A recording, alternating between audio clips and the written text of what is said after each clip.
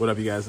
I want to talk about today's devotional. It's Luke chapter 22, and I want to specifically chat about Peter denying Jesus and how that really represents us as a whole, as a people.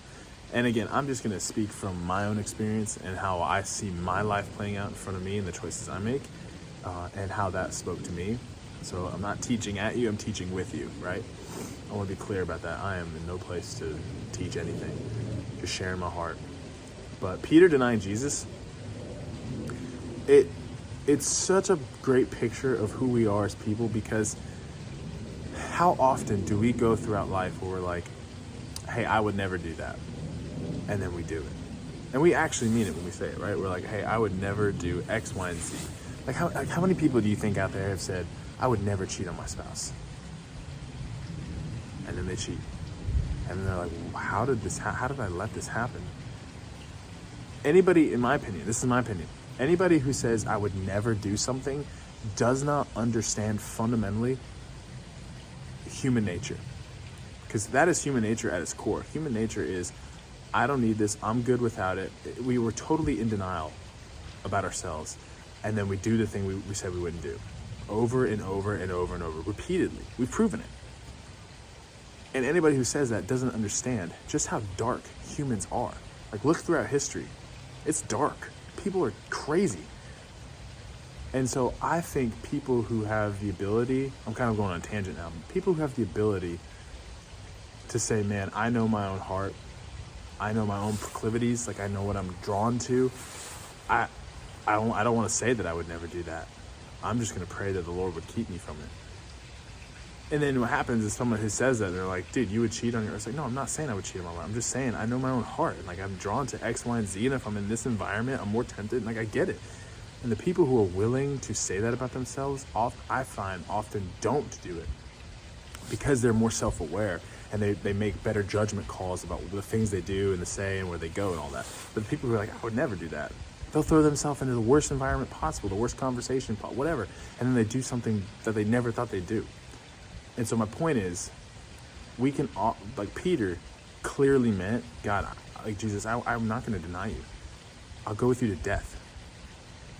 And in the next breath, as soon as he was faced with that thing, and for him it was the fear of death, like literal death, being tortured, which I don't even want to pretend like I would be able to say no to, like that I would walk into that willingly.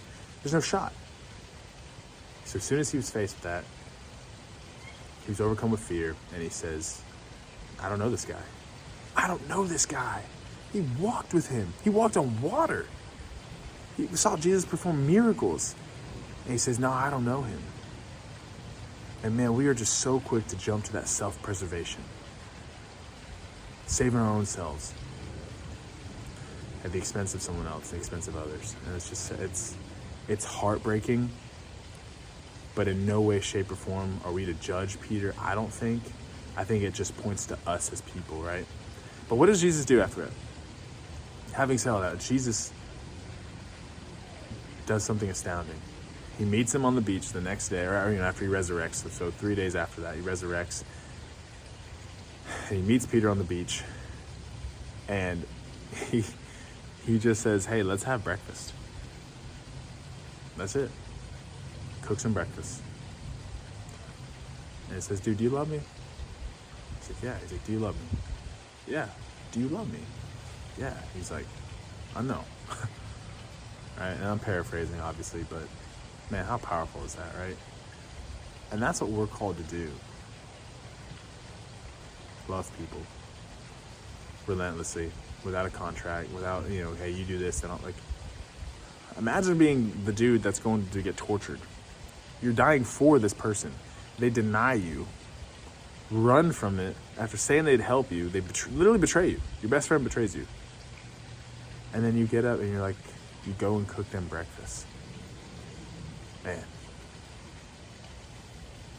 The older I get, the more I realize just how much being like Jesus is the absolute best thing. And again, guys, I am not the picture perfect. I'm not the picture of this. I make a lot of mistakes. I fall into sin far too often. But I genuinely believe that in my heart. And and I pray through that daily. I read through scripture daily, just fighting to get my soul in line with what he has for me. Anyways, hope you guys enjoy these devotionals. I enjoy just getting on here and talking, ranting, sharing my thoughts. Hopefully it's helpful and encouraging to somebody. So anyways, love you guys. I'm out.